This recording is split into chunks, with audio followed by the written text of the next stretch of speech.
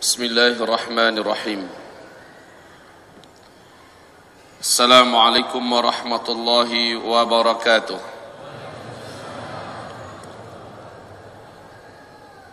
Alhamdulillahi rabbil alamin. Wassalatu wassalamu ala hadzal nabiyil karim wa ala alihi wa sahbihi ajma'in. ومن تبعه بإحسان إلى يوم الدين وبعد عباد الله معاشر المسلمين أرشدني وإياكم الله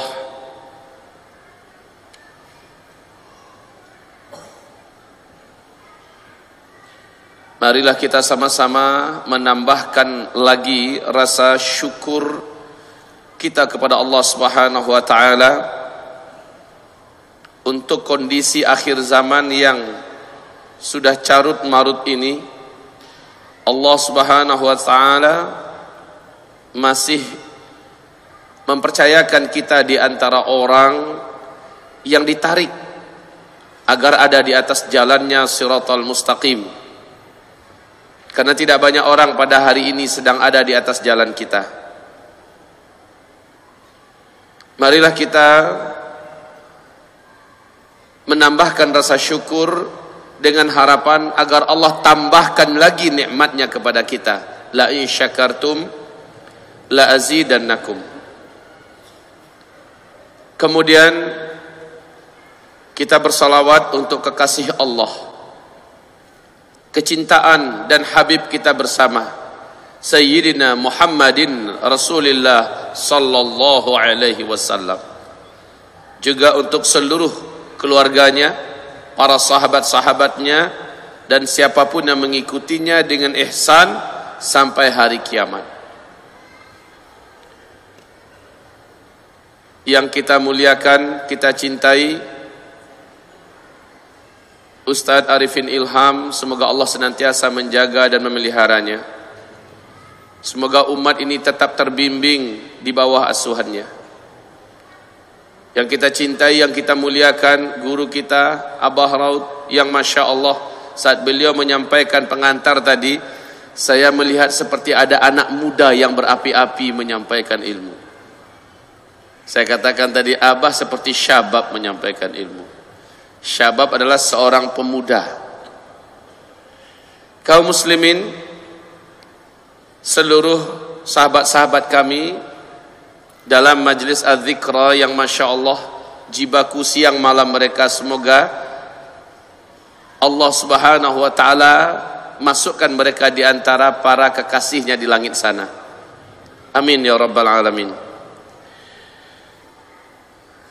Akhir-akhir ini tanpa pernah saya rencanakan, saya digelari orang Ustadz akhir zaman. Padahal seluruh kita manusia akhir zaman, guru akhir zaman, kiai akhir zaman, karena memang kita sedang hidup di akhir zaman. Saya akhirnya pasrah, ridho dan ikhlas dikasih stempel Ustadz akhir zaman. Spesialisasi saya ketika di Timur Tengah adalah tafsir dan akidah. Saya fokus dalam pembahasan-pembahasan yang berkaitan dengan akidah. Seandainya Bapak Ibu melihat di YouTube beberapa ceramah saya, dan ke depan saya bertekad ingin mengkhatamkan tafsir Al-Quran dengan izin Allah Subhanahu wa ta'ala sebagai amanah ilmu yang ada. Termasuk pembahasan akhir zaman, ingin saya lebih rincikan lagi agar umat dapat mengetahui seluk-beluk akhir zaman ini lebih tajam. Pertemuan kita di Masjid Az-Zikra ini kita belah menjadi dua. Yang pertama, menjelang zuhur saya akan sampaikan tentang pengantar atau asas akhir zaman. Saya akan uraikan kepada Bapak Ibu, kita memang benar-benar hidup di akhir zaman. Ini yang pertama. Selepas sholat zuhur, jika memungkinkan, saya sampaikan dua hal. Yang pertama, membedah tentang Dajjal. Dan yang kedua, ini kita jadikan penutup, persiapan dan amalan apakah yang harus kita segera lakukan dalam rangka menyambut huru hara dan petaka-petaka besar akhir zaman, agar kita termasuk di antara hamba Allah yang selamat agama, selamat dunia, selamat akhirat. Ini yang paling penting. Kalau ada yang sudah berniat hanya sampai zuhur, maka baiknya urungkan lagi niatnya. Belum tentu Allah akan kasih rezeki seperti hari ini, dan belum tentu seorang hamba Allah Zulkifli Muhammad Ali masih punya umur sampai besok. Hari ini adalah milik kita, maka pastikan jangan lepas kemana-mana. Hari ini kita raja dari waktunya, maka jangan sampai kita diatur oleh waktu yang lain yang tidak lebih penting daripada ini. Kaum muslimin, hamba-hamba Allah sekalian yang saya muliakan, tentang akhir zaman. Di dalam hadis sahih Imam Muslim, Umar ibn Khattab, semoga Allah ridha kepadanya, bercerita, ketika kami sedang duduk-duduk mengelilingi Nabi Muhammad, bainama nahnu julus inda Nabi sallallahu alaihi wasallam, idh tala'a alaina rajul syadidu bayadhi thiyab syadidu sawadi sya'ar la yura alaihi atharus safar wa la ya'rifuhu ahadun minna. Tiba-tiba datang seorang lelaki ke tengah-tengah kami, sangat putih baju jubahnya, bersih sekali, sangat hitam rambutnya, lebat ikal, dan bersih sekali, wajahnya pun menawan. Tidak nampak orang ini tanda-tanda habis melakukan safar yang jauh. Lah dulu itu nggak ada pesawat, dulu itu tidak ada mobil. Kalau orang lepas dari safar ketahuan Pak, mukanya kusut, rambutnya semrawut, bajunya juga lusuh. Tapi ini nggak nampak sedikit pun, bersih banget. Mendadak muncul. Satu kota Madinah nggak ada yang kenal dengan laki-laki ini. Fajalasa ila Nabi sallallahu alaihi wasallam fasnada rukbatih ila rukbatih. Dia duduk tepat di hadapan Nabi, diadunya kedua lututnya dengan kedua lutut Nabi Muhammad sallallahu alaihi wasallam. Wa wada'a kaffaihi ala fakhidhaihi. Kedua telapak tangannya dia letakkan di atas kedua paha Nabi Muhammad sallallahu alaihi wasallam, face to face, wajah melihat kepada wajah, menatap mata kepada mata, kayak udah akrab sekali. Langsung dia bertanya, ya Muhammad, akhbirni anil Islam. Hai Muhammad, kabarkan kepada saya tentang Islam. Maka Nabi menyampaikan rukun Islam yang 5. Ini akhirnya menjadi dalil oleh para ulama-ulama Ahlus Sunnah wal Jamaah tentang rukun Islam yang 5 itu. Mana dalilnya? Ini hadisnya. Setelah Nabi menjawab, apa kata orang ini? Sodaqta. Jawaban engkau benar. Fa'ajibna minhu yas'aluhu wa yusaddiquh. Heran kami dengan orang ini. Dia yang datang, dia yang bertanya, dijawab Nabi pertanyaannya, dia pula yang membenarkan. Siapa nih orang? Dia kembali bertanya, akhbirni anil iman. Kabarkan kepadaku tentang iman. Apakah iman itu? Nabi menjawab dengan rukun iman yang 6. Setelah Nabi menjawab, sekali lagi dia berkata, sodakta. Bagus, jawaban ini juga tepat. Kemudian dia bertanya tentang ihsan. Nabi menjawab, an ta'budallah ka'annaka tarah, fa in lam takun tarah fa innahu yarak. Engkau beribadah kepada Allah seolah-olah engkau sedang melihat Allah. Jika tidak mampu engkau beribadah kepada Allah, engkau yakin Allah sedang melihat kepada engkau. Itu yang ihsan. Barulah dia bertanya, matas sa'ah, hai Muhammad, kapan kiamat terjadi? Di mana-mana engkau menyampaikan kiamat sangat dekat, kiamat sudah sangat dekat. Kami ingin kepastian Muhammad. Matas sa'ah, kapankah kiamat itu akan terjadi? Tepatnya kapan? Nabi sebagai seorang as-sadiqul masduq menjawab, mal mas'ulu anha bi'a'lama minas sa'il. Sorry, untuk pertanyaan yang ini tidaklah orang yang ditanya lebih tahu daripada orang yang bertanya. Saya tidak tahu. Kesimpulan ini menjadi pegangan ulama Ahlus Sunnah wal Jamaah sampai hari kiamat. Tidak seorang pun makhluk, tidak seorang pun manusia di bumi ini sampai kiamat yang tahu kapan kiamat itu akan terjadi. Tanggalnya, bulannya, tahunnya. Ke depan, kalau bapak semua, ibu-ibu mendengarkan ada ramalan kiamat, bagaimana prinsip kita? Wajib diingkari, jangan pernah percaya, tolak mentah-mentah. Siapapun yang menyampaikannya, sehebat apapun orang yang menyampaikannya, hafal seluruh kitab di muka bumi ini, bukan hanya Al-Quran, bukan hanya kitab-kitab yang lain, bukan hanya buku-buku kuning, bukan, semuanya dia hafal. Karomahnya Masya Allah, dari sini ke Mekah cuma 1 detik. Hujan lebat dia nggak basah, dibakar nggak terpanggang, nggak mempan dengan senjata tajam apapun. Kalau ngomong petir keluar dari mulutnya. Jenggotnya dari sini sampai ke Singapura. Dia berani menyatakan kiamat akan terjadi pada tanggal anu, bulan anu, tahun anu. Wajib kita mengatakan kamu pendusta. Tidak ada ramalan kiamat. Allah juga memutuskan dalam Al-Quran, yas'alunaka 'anis sa'ah ayyana mursaha.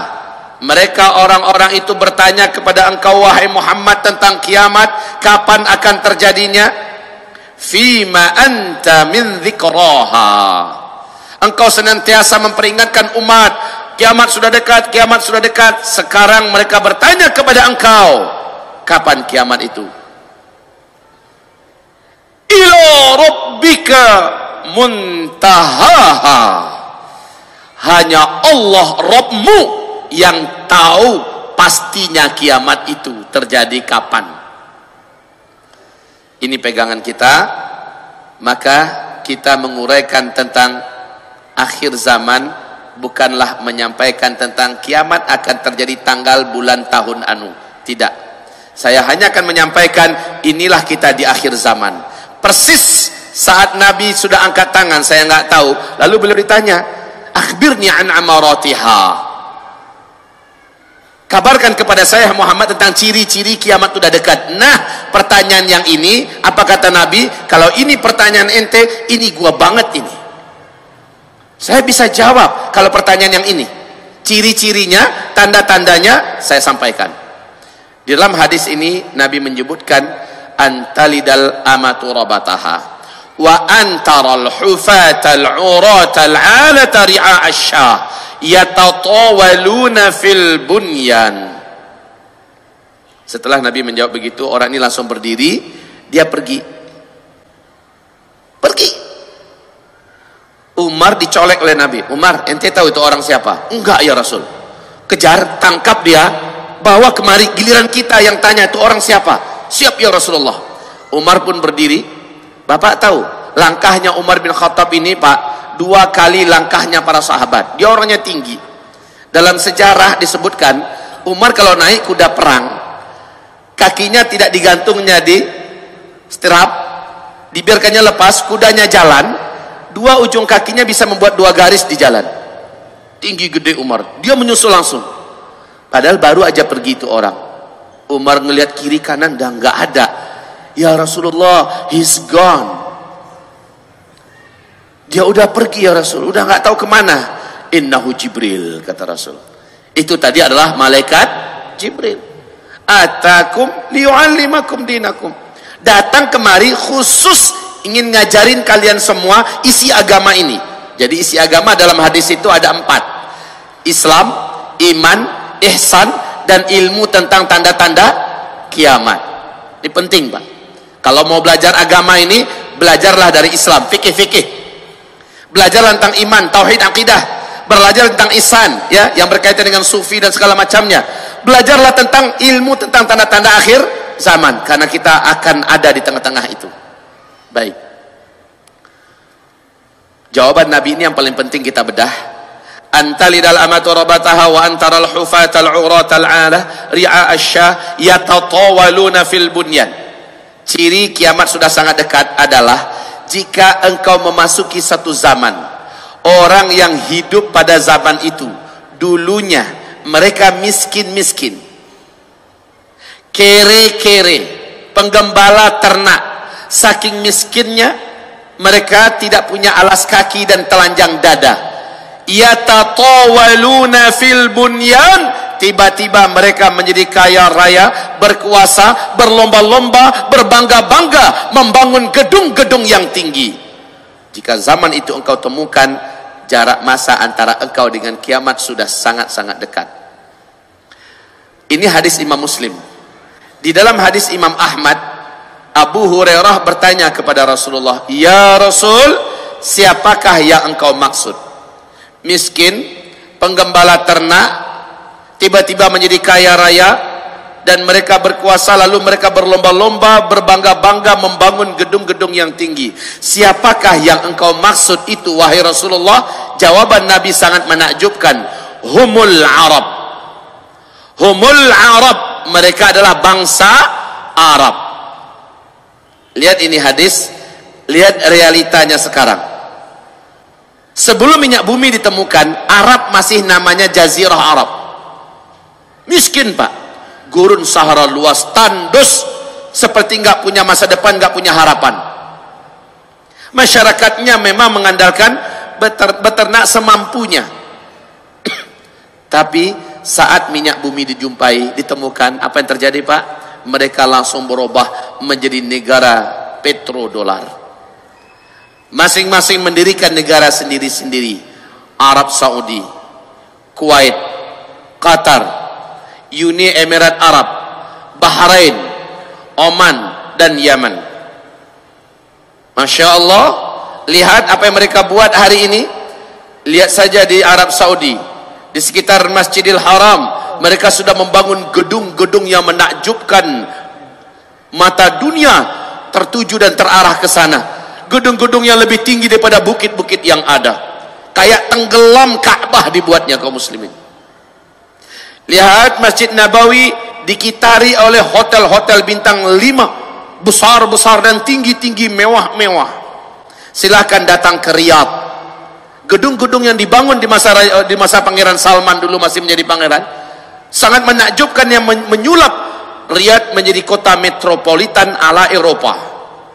Silahkan datang ke Taif, negeri gersang, tandus, dan panas. Hari ini Taif disulap menjadi kota yang menawan dan menakjubkan. Silahkan datang ke Jeddah. Siapa yang tidak kenal dengan Jeddah? Persimpangan dunia, pusat perdagangan Timur Tengah, menjadi kota yang sangat menyilaukan mata. Itu baru Arab Saudi. Sekarang kita lihat Kuwait. Ada punya rezeki, silahkan lihat bagaimana ibu kota Kuwait. Allahu Akbar. Duit bagi mereka sudah tidak ada serinya. Masya Allah, mereka bangun gedung-gedung super mewah yang membuat mata-mata dunia memang harus mengangguk-angguk penuh ketakjuban. Sekarang lihat Abu Dhabi. Abu Dhabi ibu kotanya Qatar. Bapak akan betah tinggal di sana dan tidak percaya kalau sedang ada di Arab. Lihat Dubai, bahkan gedung tertinggi di dunia hari ini adanya di Dubai, namanya Burj Khalifah. Burj Khalifah ketinggiannya 828 meter. Ini gedung tertinggi nomor 1 dunia saat ini. Arab itu, Pak. Gimana sekarang? Masya Allah, sudah selesai perlombaan membangun gedung? Tidak. Di Jeddah hari ini masuk tahun ke-6. Di tepi Laut Merah sedang dibangun gedung yang akan mengalahkan gedung tertinggi di dunia yang ada di Dubai. Gedung yang ada sekarang ini direncanakan selesai tahun 2018. Nama gedungnya Kingdom Tower. Proyek ini langsung dipegang oleh Pangeran Al-Walid bin Talal. Ketinggian gedung direncanakan 1,2 kilometer. Arab. Siapakah orang yang kau maksud ya Rasulullah? Humul Arab. Mereka adalah bangsa Arab. Jika zaman itu sudah engkau temukan, maka jarak masa antara engkau dengan terjadinya kiamat sudah sangat-sangat dekat. Ini yang pertama. Yang kedua, ibadah Allah yang kami muliakan, ada yang bertanya nanti, Pak Ustadz, kami ada baca hadis, kami ada dengar Ustadz Kiai menyampaikan, selama di bumi ini masih ada orang yang masih kenal dengan Allah, masih dapat melafazkan kalimat Allah, walaupun sisa 1 orang lagi, Allah akan tunda kiamat 40 tahun lagi. Lah Pak Ustadz, kita kan sekarang 1,7 miliar banyaknya di bumi, berarti lama lagi tuh kiamat Pak Ustadz. Ya kan? Betul. Ada yang beralasan dengan hadis ini, hadis itu betul, memang ada. Tapi penjelasannya gimana? Lihat berikut ini. Nabi dalam hadis Imam Ahmad, dinyatakan hadis ini sahih oleh Syekh Ahmad Syakir, takunun nubuwah fikum masyaallah an takun. Umatku, kata Nabi, akan menjalani fase sejarah 5 fase. Setelah fase ini habis, yang kelima, seluruh umatku habis di muka bumi. Lihat 5 fase. Yang pertama, kata Nabi, takunun nubuwah fikum masyaallah an takun. Fase yang pertama adalah fase kalian dipimpin oleh nabi kalian, fase kenabian. Boleh saya menulis? Yang agak jauh, fokus, lihat, perhatikan. Takunun nubuwah fikum masyaallah an takun.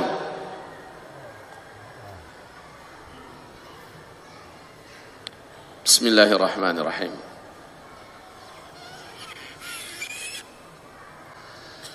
Lima fase. Fase yang pertama Nabi menyebutkan fase kenabian.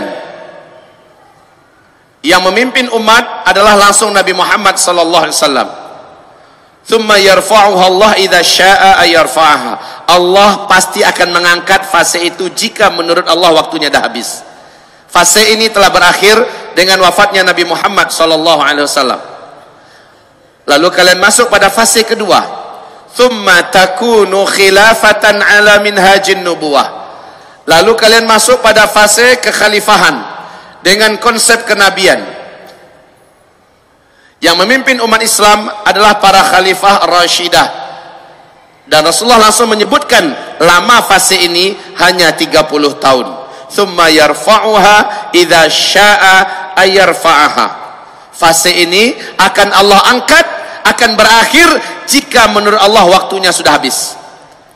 Wafatnya Khalifah Ali bin Abi Thalib adalah akhir dari fase yang kedua.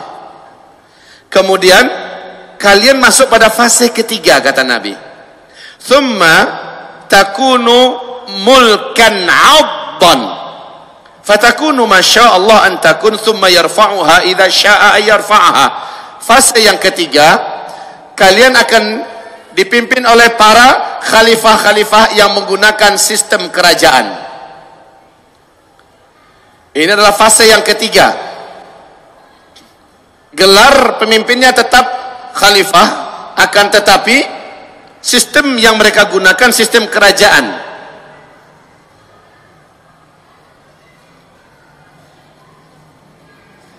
Kaum muslimin, Rasul mengatakan fase ini pasti akan berakhir. Ternyata sejarah membuktikan dan sepakat ahli sejarah menyebutkan fase yang ketiga telah tutup.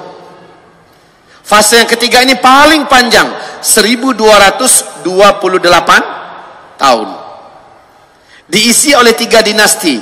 Dinasti Bani Amawiyah, dinasti Bani Abbasiyah, dan dinasti Bani Utsmaniyah. Fase yang ketiga ini telah berakhir dengan runtuhnya khilafah Islamiyah Al-Utsmani di Turki pada tanggal 3 Maret 1924.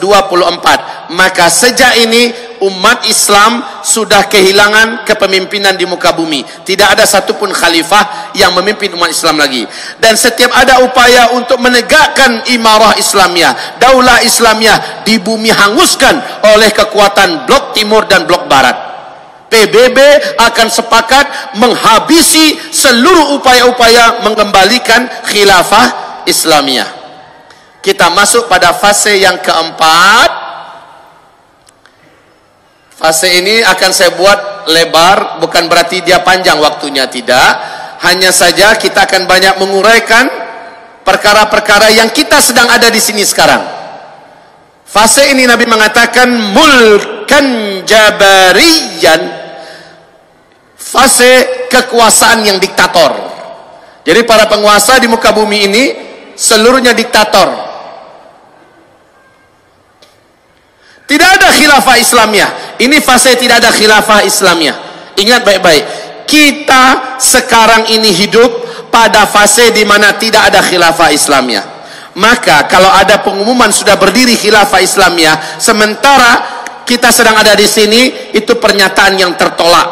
Oleh sebab itu, pengumuman ISIS yang mengumumkan bahwa mereka adalah khilafah Islamiyah September 2014, menurut konsep hadis dan menyepakati seluruh ulama satu bumi ini menolak bahwa itu adalah khilafah. Ini bukan zaman khilafah. Ini adalah zaman kediktatoran yang memimpin dunia. Pada zaman ini beratnya keadaan Islam nggak dapat disebut, Pak. Tekanan dan serangan yang dihadapi oleh Islam bertubi-tubi dari depan, dari belakang, dari kanan, dari kiri, dari atas, dari bawah, dari dalam, dari luar, luar biasa. Islam betul-betul digoyang. Pondasi-pondasi ajaran Islam betul-betul dihabisi sehabis-habisnya. Yuriduna liyutfi'u nurallah biafwahihim wa ya'ballah illa yutimmun nurah. Bagaimanapun mereka berusaha memadamkan Islam, Allah akan pertahankan Islam itu akan tetap ada. Hanya saja umat Islam pada fase keempat benar-benar jadi bulan-bulanan. Umat Islam hancur lebur, babak belur di mana-mana. Pada masa ini orang-orang yang beriman, imannya tanggung-tanggung, pasti akan jatuh, Pak, nggak mampu bertahan. Jadi kalau jadi orang beriman di fase ini jangan tanggung-tanggung, mukmin haqqan sekalian. Jangan tanggung-tanggung. Kalau tanggung jatuh. Kata Rasulullah, yusbihur rajulu fiha mu'mina wa yumsi kafira. Paginya masih beriman, sorenya udah kafir. Yumsi mu'mina wa yusbihu kafira. Sorenya masih beriman, besok paginya udah kafir. Kapan kejadian ini? Pada fase keempat. Di fase keempat ini fitnah terus menanjak naik. Terus menanjak naik sampai kepada puncaknya, dan demi Allah pada saat itu umat Nabi akan terpisah menjadi 2 kelompok saja. Mukmin haqqan yang tidak bercampur dengan kemunafikan sedikit pun, atau munafik haqqan yang tidak ada iman sedikit pun. Dan mayoritas umat Nabi mau cari aman, mereka bergabung dalam komunitas munafik haqqan. Na'udzubillah. Kaum muslimin yang kami muliakan, pada fase keempat Nabi menyebutkan dalam hadis sahih Bukhari, sahih Muslim, la ya'ti 'alan nasi zaman illa alladhi ba'dahu syarrun minhu hatta talqaw rabbakum. Tidaklah akan datang kepada manusia nanti suatu zaman, melainkan orang yang hidup pada hari itu melihat hari-hari yang mereka jalani ternyata lebih buruk daripada hari sebelumnya. Hari esok lebih buruk daripada hari ini. Makin ke depan makin semakin buruk keadaan. Zaman yang dimaksud oleh Nabi adalah fase keempat. Coba saja Bapak perbandingkan kita 10 tahun yang lalu dibandingkan sekarang, carut marut yang mana Pak? Keadaan sekarang, baik secara moral, secara pendidikan, secara mental, secara ekonomi, secara politik, carut marut yang mana? Kita sekarang atau beberapa tahun yang lalu? Jelas, makin ke depan, Bapak jangan mimpi, Ibu jangan mimpi keadaan akan menjadi baik, tapi malah semakin buruk. Yang mungkin menjadi lebih baik adalah iman kita. Yang mungkin menjadi lebih baik adalah amal kita. Tetapi keadaan, alam, sosial, politik, ekonomi, jangan pernah bermimpi. Makin ke depan makin tajam keadaan yang harus kita hadapi. Ini fakta. Bandingkan saja debu asap yang kemarin kita merasakan se-Indonesia, bagaimana dengan debu asap tahun sebelumnya? Mana yang lebih tebal? Kemarin. Untuk berikutnya debu asapnya seperti apa? Mungkin berbentuk dukhan lagi, bukan lagi debu asap. Wallahu a'lam. Musibah jamaah haji bulan Zulhijjah yang kemarin ini, bandingkan dengan musibah jamaah haji Zulhijjah tahun sebelumnya, mana yang lebih banyak musibahnya? Banyak yang kemarin.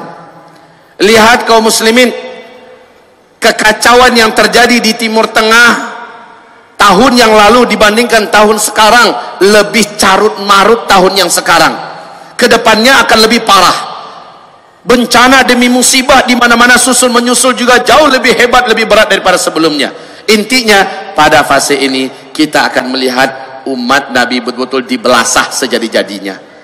Wallahi, seandainya iman kita tanggung-tanggung, berislam gak mau kafah, saya khawatir kita termasuk yang tidak mampu bertahan, lalu berguguran di atas jalan dakwah, berguguran di atas jalan Allah, tidak termasuk di antara hamba yang diakui lagi oleh Allah. Wa minan nas may ya'budullah ala harf, in asabahu khairun itma'anna bih, wa in asabahu fitnatun inqalaba ala wajhihi khasirat dunya wal akhirah.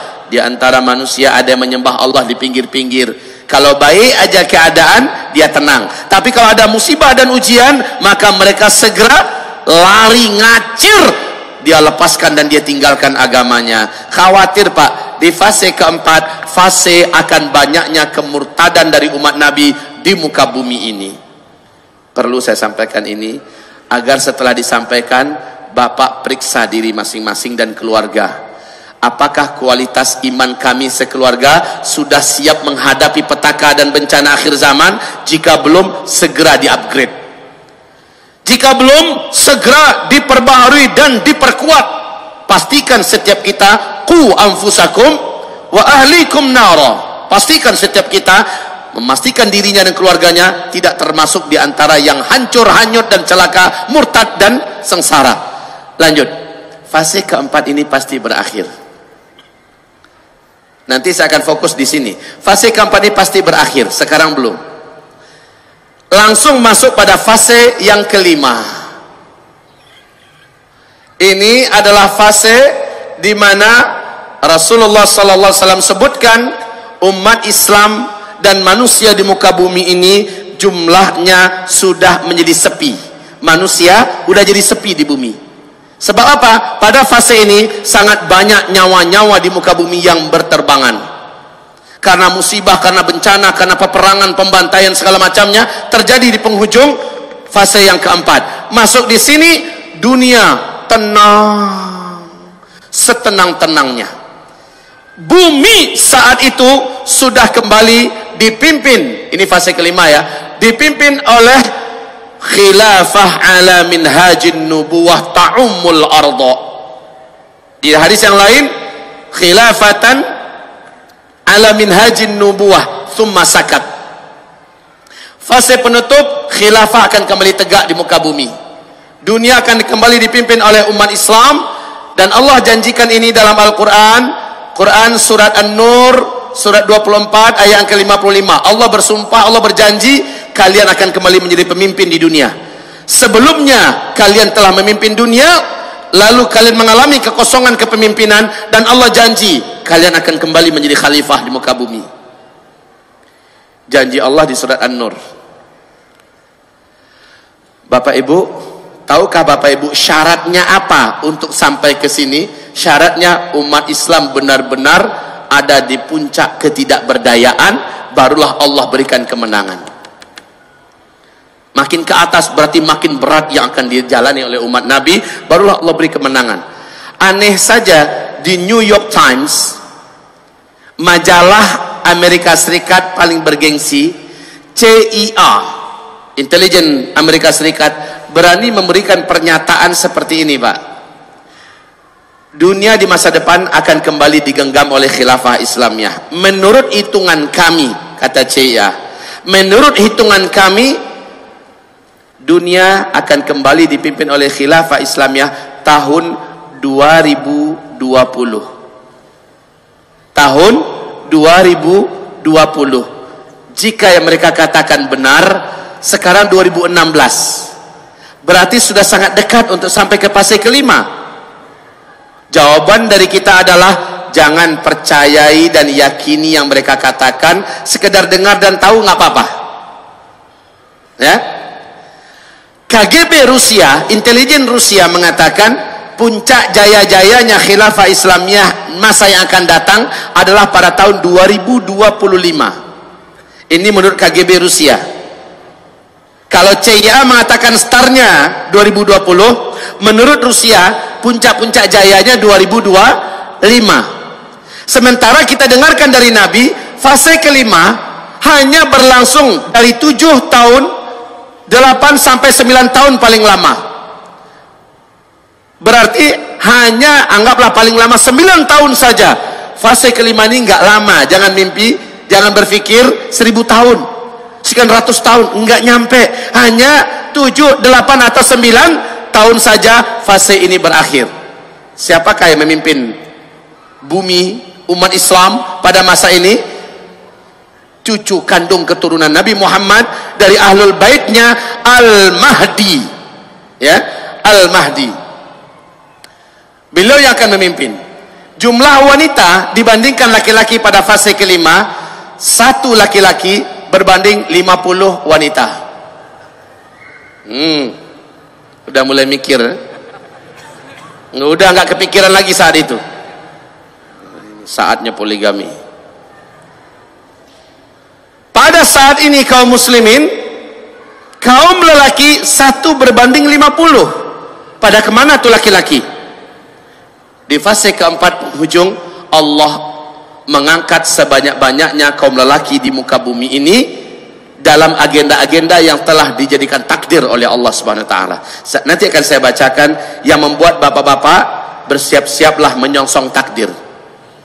Kita nggak lama lagi. Kita yang laki-laki, ibu-ibu bagaimana? Ada persiapan khusus yang mesti ibu persiapkan. Semoga ibu-ibu yang ikut dalam majelis ilmu pada pagi hari ini termasuk ibu-ibu akhir zaman yang masih beriman. Amin. Baik kaum muslimin, fase ini pasti berakhir kata Nabi. Pasti berakhir. Jadi jika fase pertama dimulai oleh Nabi, ini adalah start, dan fase kelima adalah finish. Di sini umat Islam habis sehabis-habisnya. Umat Islam habis sehabis-habisnya serentak. Apa yang terjadi? Terjadi tanda besar kiamat yang ketujuh di sini.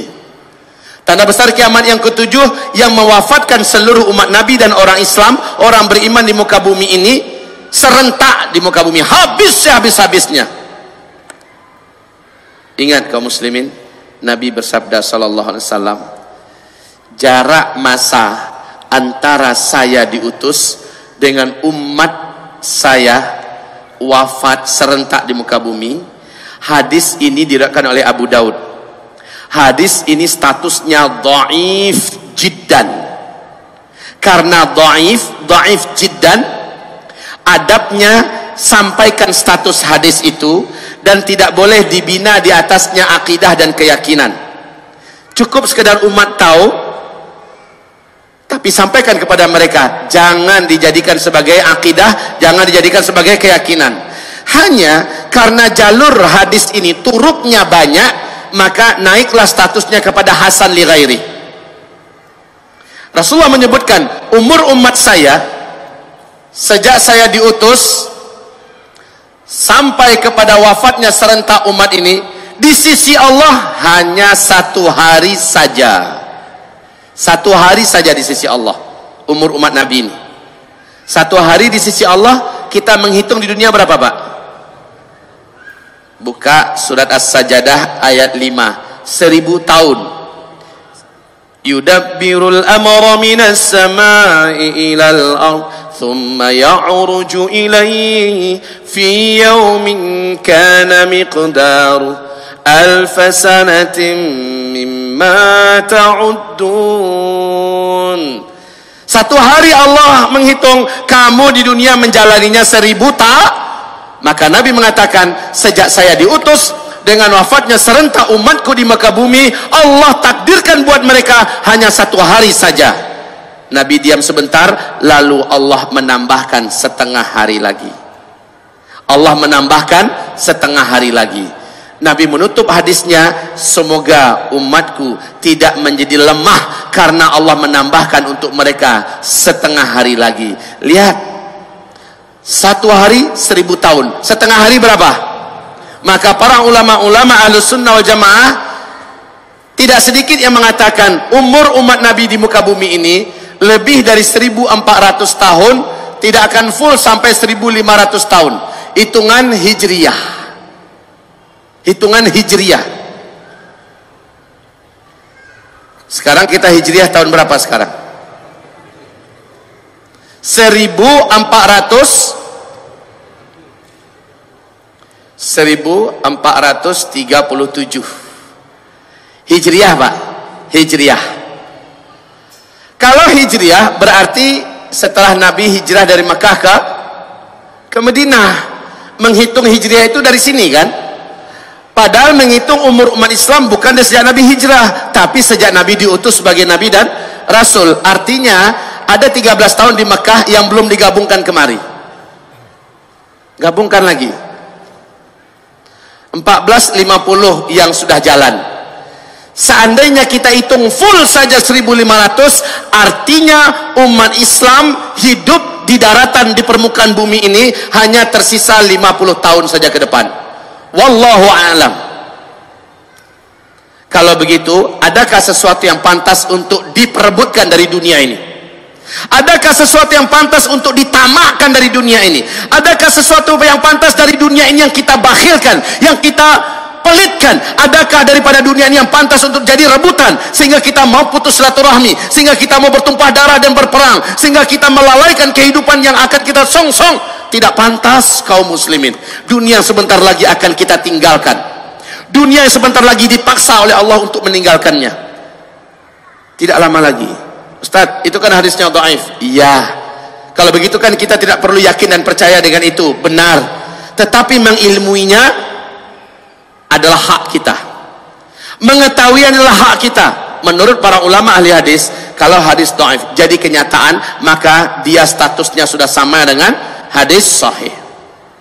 Taib kaum muslimin yang kami muliakan, perkataan Rasulullah tetap lebih kita dengarkan daripada perkataan selain daripada beliau, walaupun status hadisnya dhaif.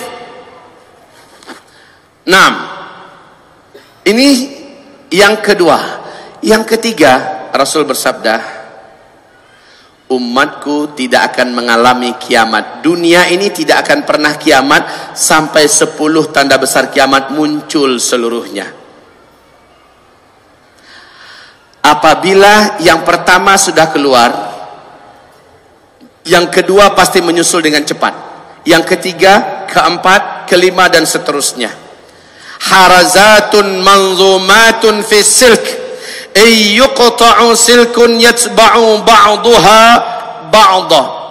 10 tanda besar kiamat ini, kata Nabi, persis seperti 10 butir-butir marjan. Yang di tengah-tengahnya ada ruangan kosong, lalu dimasukkan tali. Antar satu butir dengan butir yang lain dihubungkan oleh tali tersebut. Mirip seperti butir-butir tasbih. Di bagian bawahnya dikasih simpul sehingga tertahan butiran itu keluar. Iyuqta'u silkun, ketika simpul itu dipotong, apa yang terjadi? Butiran pertama keluar. Bagaimana butiran kedua? Langsung menyusul. Yang ketiga, keempat, kelima, keenam, susul menyusul dengan sangat cepat. Antara jarak butiran pertama keluar dengan kedua sangat dekat. Jangan fikir sampai ribuan tahun, ratusan tahun, puluhan tahun. Tidak, sangat dekat. Kalau yang pertama sudah keluar, yang kedua pasti di belakangnya menyusul. Yang ketiga menyusul lebih cepat lagi. Yang keempat lagi lebih cepat. Seterusnya seperti itu. Harazatun manzumatun fi silk. Iyutsba'u silkun yatsba'u ba'duha, iyuqta'u silkun yatsba'u ba'duha ba'dan. 10 tanda besar kiamat ini 7-nya akan disaksikan oleh umat Nabi. Kita umat Nabi masih hidup di bumi sempat menyaksikan yang 7 ini. 3 yang sisa akan disaksikan oleh orang-orang kafir saja yang masih tersisa hidup di dunia. Apa yang 7? 7 itu 4-nya ada pada fase keempat, ya. Kemudian 3-nya terjadi pada fase kelima. Mari kita saksikan bersama-sama uraiannya berikut ini. Kalau Bapak Ibu membaca buku-buku tentang hadis-hadis fitnah akhir zaman, insya Allah Bapak Ibu akan bingung membacanya. Sebab hadisnya seperti tumpang tindih, Pak. Kayak nggak tertib, nggak teratur. Ini menyebabkan orang, walaupun dia orang alim, kalau dia tidak berdalam-dalam, dia akan penuh dengan kebimbangan dan kebingungan. Kemana nih perginya hadis, kemana? Sejak tahun 2003, saya mencoba membedah kitab-kitab, bermajlis dengan para ulama, bermulazamah dengan ulama ahli hadis, dan saya pastikan kepada mereka, akhirnya urutan berikut, insya Allah Ta'ala, urutan yang lebih banyak dipegang oleh para ulama-ulama Ahlus Sunnah wal Jamaah dari hadis-hadis yang sahih bahkan mutawatir. 10 tanda besar kiamat. Yang awal, ini yang pertama, tanda besar kiamat yang pertama, bumi dibungkus oleh dukhan. Bumi dibungkus oleh dukhan. Gelap bumi ini selama 40 hari 40 malam. Dukhan. Dukhan. Ya. Dukhan. Dukhan ini adalah kabut asap, kabut debu yang sangat panas dan sangat tebal. Saking panasnya, kata Rasulullah SAW, orang-orang kafir sampai melepuh kulit mereka. La ilaha illallah, panasnya kayak dalam oven, Bu. Saking panasnya, orang kafir loh ya. Dan dari lubang hidung mereka mengeluarkan asap, dari mulut mereka mengeluarkan asap, dari lubang dubur mereka juga mengeluarkan asap. Mata mereka seperti mau lepas dan keluar dari sarangnya. Telinga mereka seperti mau pecah, jantung mereka seperti panas terbakar. Orang-orang kafir dan orang-orang yang beriman hanya imannya menyimpang. Orang-orang Islam yang hobi buat dosa dan maksiat, kata Rasulullah sallallahu alaihi wasallam, mereka sama tersiksanya seperti orang kafir. Akan tetapi umatku yang beriman, imannya lurus dan amal soleh mereka banyak sebelum itu terjadi, mereka aman. Saat dukhan sudah lenyap, matahari kembali nampak, orang-orang yang beriman dan yang amal solehnya banyak sebelum kejadian itu hanya seperti terserang flu dan demam saja. Kulitnya utuh, tubuhnya utuh, dia sehat, dia selamat, hanya seperti terserang flu dan demam saja. Tapi orang kafir, orang Islam yang hobi berzina sebelum kejadian itu, orang Islam yang hobi minum minuman keras, orang Islam yang hobi menelantarkan salat, orang Islam yang hobi durhaka kepada kedua orang ibu bapaknya, orang Islam yang masih hobi makan riba, orang-orang Islam yang masih banyak berbuat dosa dan maksiat, dia sama tersiksanya seperti orang-orang kafir. La haula wala quwata illa billah. Dukhan ini 40 hari 40 malam. Bumi ini gelap gulita. Kalian tidak mampu membedakan kapan siang, kapan malam. Bahkan salah seorang di antara kalian mencoba mendekatkan telapak tangannya ke arah wajah, lam yakad yaraha, tak tak mampu melihat apa-apa saking tebalnya dukhan itu. La haula wala quwata illa billah. Kaum muslimin yang kami muliakan, setelah dukhan hilang, lenyap, apa kejadian? Besok harinya manusia dikejutkan dengan musibah lanjutan. Semua teknologi sudah berhenti, semua teknologi sudah berakhir. Listrik tidak ada lagi, sinyal sudah hilang, mobil tidak bisa dihidupkan, pesawat tidak bisa dibawa terbang. Semua yang memanjakan manusia dari teknologi dan penemuan-penemuan modern berakhir. La haula wala quwata illa billah. Kenapa? Ada penyebabnya yang akan saya uraikan nanti dengan izin Allah Subhanahu wa taala. Saya bahagia, saya bangga, saya bersyukur dikasih oleh Allah kesempatan bisa bicara dengan sebanyak-banyak manusia seperti sekarang di sini. Dan saya yang paling bersyukur sekali, Abah, dikasih waktu 6 jam. Ini yang lama saya rindukan. Saya rindu bisa bicara lebih lama. Dan selama ini saya hanya bisa melampiaskan itu di Malaysia. Di Malaysia, dari pagi sampai menjelang maghrib saya bicara akhir zaman. Di sini kali pertama di Indonesia saya akan berbicara 6 jam. Kaum muslimin, ini belum apa-apa dibanding yang mulia Rasulullah. Rasulullah kata para sahabat, bicara tentang akhir zaman, sejak lepas sholat subuh beliau naik ke atas mimbar. Beliau ceramah sampai masuk waktu zuhur. Masuk waktu zuhur beliau turun mengimami kami sholat berjamaah. Habis zuhur naik lagi ke atas mimbar, lanjut sampai asar. Asar beliau turun mengimami sholat asar, lepas itu naik lagi, lanjut sampai maghrib. Sehingga kata para sahabat seperti Abu Hurairah berkata, tidak ada seorang pun di antara kami yang berani beranjak dari tempat duduknya. Yang ingat dengan apa yang Nabi sampaikan adalah yang paling banyak catatannya dan yang paling kuat hafalannya. 1 hari penuh, Pak. Jadi masih kalah anak muda seperti Zulkifli kalau menyampaikan ini. Maka ketika Abah Rauf tadi mengatakan jangan pergi kemana-mana ya, ini sunnahnya memang demikian. Dalam majelis ilmu, sahabat telah membuktikan setianya mereka mendengarkan. Mereka tidak berani keluar. Apalagi materi kita saya bedah 2, materi amalan dan persiapan apakah yang harus segera kita siapkan dan kita kerjakan sekarang, itu selepas zuhur. Baik kaum muslimin, saya lanjutkan. Dukhan, kabut, debu yang panas sangat tebal. Selepas dukhan, teknologi musnah. Iklim udara di dunia menjadi panas. Sementara ketika orang keluar, sudah banyak bangkai-bangkai yang berserakan. Apakah bangkai binatang atau bangkai manusia yang tidak mampu bertahan meninggal dunia. 40 hari, Pak, dibungkus oleh kabut debu yang teramat panas. Maka banyak sekali daun-daun, bunga-bunga segala macamnya, burung-burung yang mati. Setelah itu udara di muka bumi dan iklim udara juga berubah drastis menjadi panas. Air menjadi sulit didapatkan. Air-air menjadi kotor karena debu tadi telah turun dan mengendap kembali di bumi. La haula wala quwata illa billah. Kaum muslimin yang kami muliakan, sejak itu kelaparan mulai melanda di muka bumi. Serentak seluruh dunia mengalami kelaparan. Sepertiga air dari langit Allah tahan. Sepertiga tanam-tanaman di muka bumi Allah biarkan mati. Kekurangan pakan secara global, serentak di muka bumi kekurangan makanan.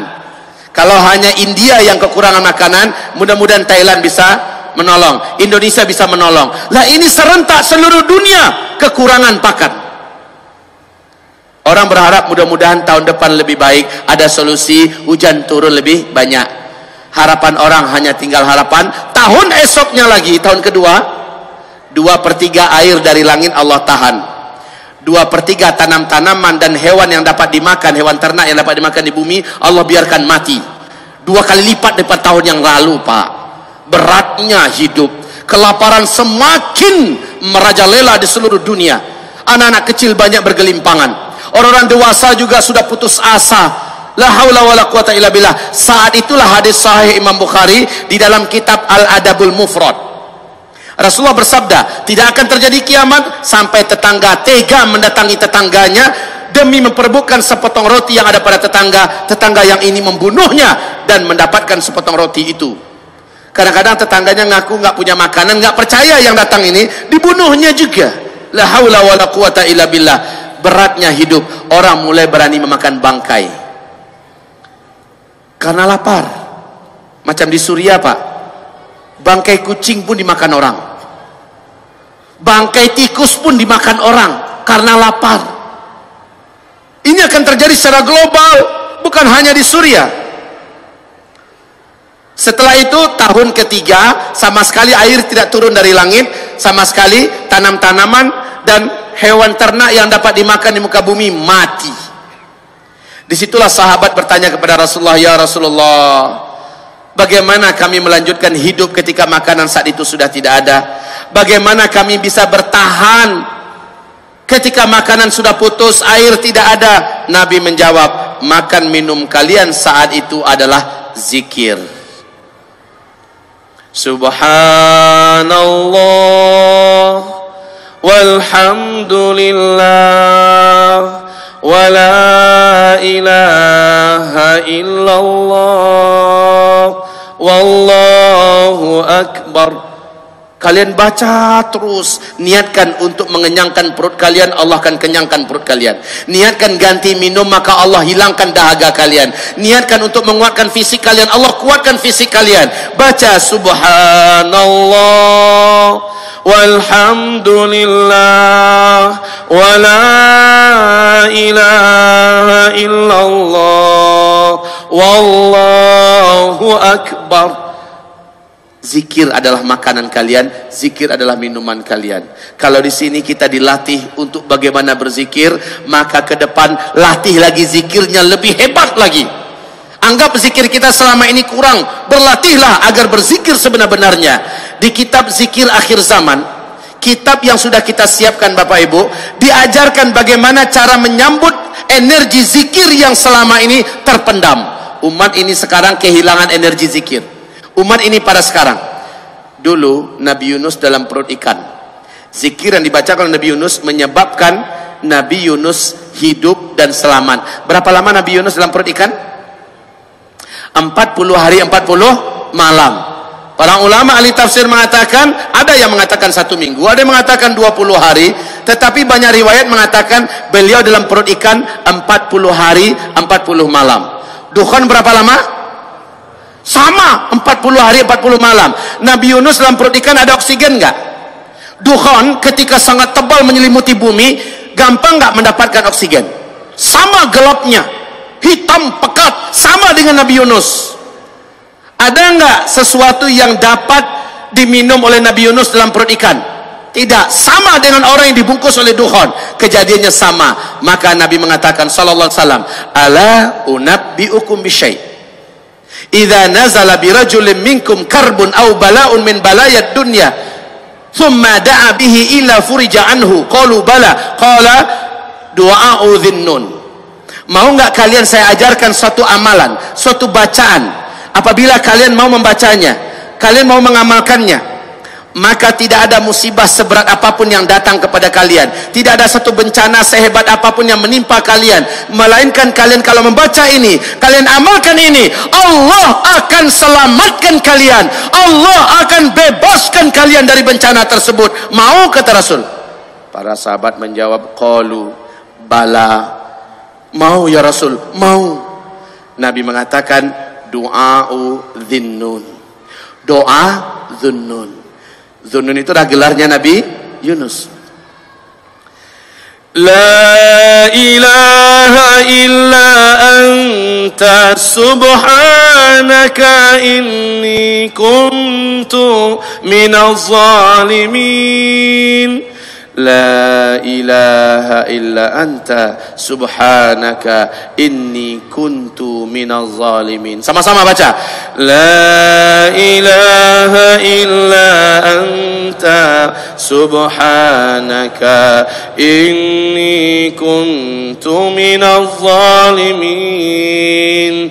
La ilaha illa anta subhanaka inni kuntu minaz zalimin.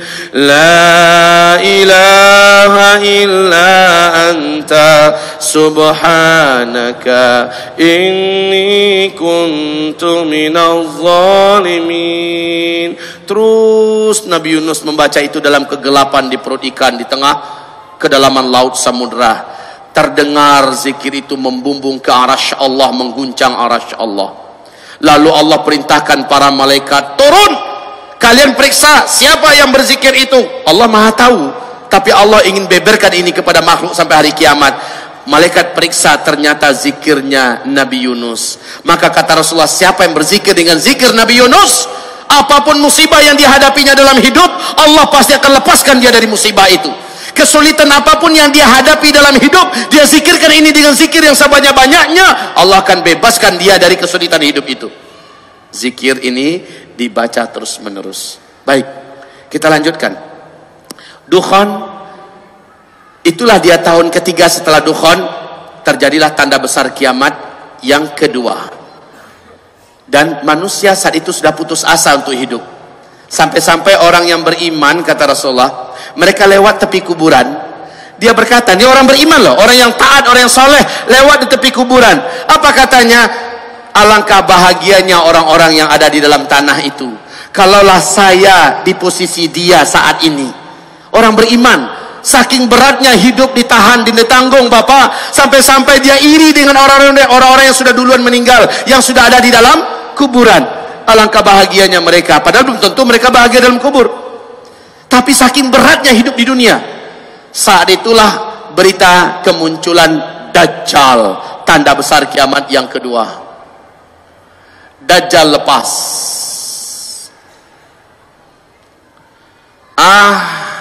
Manusia sudah mengimpi-impikan datangnya makhluk paling celaka ini. Manusia sudah lama merindu-rindukan datangnya. Kenapa? Didengar kabar Dajjallah yang sanggup menyelamatkan manusia.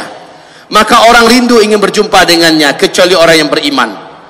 Orang beriman tahu persis Dajjal sudah dekat mau keluar. Lalu orang beriman makin merapat kepada Allah, makin banyak sujudnya, makin banyak angkat doa dan tangannya ke langit, makin minta agar Allah lindungi dari Dajjal. Dan ternyata benar, Dajjal lepas. Ma baina khalqi Adam ila qiyamis sa'ah fitnatun akbar minad Dajjal. Sejak Adam diciptakan sampai kiamat, tidak ada fitnah yang lebih hebat, yang lebih berat, yang lebih dahsyat melebihi fitnahnya Dajjal. Dajjal manusia biasa. Ma min nabiyyin mursal, tidak ada seorang nabi pun yang diutus oleh Allah ke muka bumi melainkan pasti memperingatkan kaumnya tentang bahaya Dajjal. Hati-hati Dajjal, hati-hati Dajjal. Setiap nabi ingatkan kaumnya, hati-hati Dajjal. Dan Rasulullah bersabda sallallahu alaihi wasallam, kalau saat Dajjal itu keluar saya masih hidup, saya yang akan menghadang Dajjal, saya yang akan melawan Dajjal, kata Rasulullah. Tapi kalau saat itu munculnya Dajjal, saya sudah tidak ada. Setiap kalian harus melindungi dan membela dirinya sendiri-sendiri dari Dajjal. Kaum muslimin, Rasul menyebutkan Dajjal itu orangnya seperti ini, anak keturunan Adam. Dia lebih pendek dari kalian sedikit, hanya satu orang. Jangan pikir Dajjal itu sebuah kekuatan yang besar, ya. Dia lebih pendek daripada kalian. Mukanya jelek sekali, matanya dua, yang sebelah kanan kata Rasulullah tertutupi oleh melelehnya daging bagian atas, menutupi mata. Lalu bagian ujung daripada yang menutupi ini lengket ke pipi dan ada membentuk semacam jengger ayam, ya, bergelantungan, jelek sekali Pak. Kemudian matanya yang sebelah kanan itu seperti mau keluar dan nampak lengkungan seperti ini. Mata sebelah kiri sudah mau lepas, warnanya hijau kaca. Rasul mengatakan kulit Dajjal itu putih pucat kemerah-merahan, rambutnya keribu, di sela-sela rambutnya yang keribu ada rambut-rambut yang lurus. Lehernya lebih panjang daripada leher kalian sedikit, bahunya mereng, dadanya lebar, full daging, sekel Pak, full daging, enggak gemuk tetapi sekel. lebar dadanya. Apabila dia berjalan, kata Rasulullah, kaki kiri dengan kaki kanannya, jempolnya saling berdekatan, dua mata kaki saling berjauhan, seperti ini. Jelek sekali. Kaum muslimin yang kami muliakan, tapi jangan lihat orang kayak gitu dajjal gitu bilang. Keturunan dajjal. Ya. Rasulullah menyebutkan khusus orang yang beriman, yang menurut Allah masih ada iman di dadanya. Karena banyak orang nanti merasa dirinya masih beriman, padahal menurut Allah sudah nggak ada lagi iman di dadanya. Khusus orang beriman, dia diberi oleh Allah kemampuan apabila sempat tiba-tiba kepergok atau berjumpa dengan dajjal, dia pasti bisa melihat ada tulisan kafir di antara dua alisnya. Hanya orang beriman, padahal nggak nampak Pak, tapi khusus orang beriman seperti nampak, tertulis kafara di sini. Subhanallah kaum muslimin, menandakan kita hari itu masih beriman atau tidak kalau sempat, dan jangan pernah ya, mudah-mudahan tidak pernah kita berjumpa dengan dajjal. Nabi mengatakan jangan pernah kalian berjumpa dengan dajjal, jangan kalian pernah berjumpa dengan dajjal. Demi Allah, kata Rasulullah, dajjal itu bergelar Al-Masih. Dajjal itu bergelar Al-Masih, Al-Masih Dajjal. Apa makna Al-Masih? Sang penghapus. Dajjal itu ketika dia berjumpa dengan orang, hapuslah iman orang itu, menguap. Bahkan kata Rasulullah, akan datang nanti seorang lelaki yang sangat yakin imannya tidak akan hilang, seorang lelaki yang merasa imannya sudah kuat dan dia tidak akan berubah, tidak akan murtad bila berjumpa dengan dajjal. Lalu dia keluar dari rumahnya, berjumpa dengan dajjal. Ketika mana dia bertatapan saling melihat, saat itu hilanglah iman dari dadanya dan dia pun langsung sujud menyembah dajjal. Padahal laki-laki ini sangat kuat imannya. Maka Nabi haramkan umatnya, jangan pernah nak berjumpa dengan dajjal, jangan pernah, apalagi niatnya meminta tanda tangan. Siapa yang berjumpa dengan dajjal murtad, kafir kepada Allah. Dan siapa yang sudah kafir kepada Allah, sampai matinya dia tidak akan pernah lagi beriman kepada Allah. Siapa yang mati, siapa yang kafir gara-gara beriman kepada dajjal, dia kafir kepada Allah. Saat itu juga sampai matinya dia tidak akan pernah lagi beriman kepada Allah. Dajjal memiliki kemampuan sihir yang teramat sangat kuat dan dahsyat, sehingga seluruh dukun-dukun ahli-ahli sihir terhebat di muka bumi akan sujud menuhankan dajjal. Seluruh pemimpin-pemimpin dunia akan sujud menyembah dajjal. La haula wala quwata illa billahil aliyil azim. Dajjal memiliki magic yang sempurna kaum muslimin. Dan yang paling menakjubkan, nanti baca di kitab ensiklopedia akhir zaman, calon-calon pengikut dajjal, ketika dajjal akan keluar ada ciri-cirinya. Nanti selepas zuhur saya uraikan. Salah satunya kaum muslimin yang kami muliakan, dajjal ini dilayani dan diikuti sepenuhnya oleh setan-setan jin.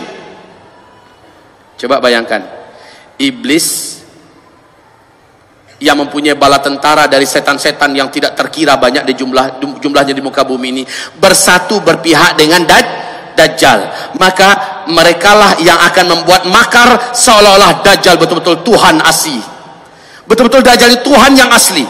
Dajjal menunjuk ke langit, berkumpullah awan, air hujan pun turun.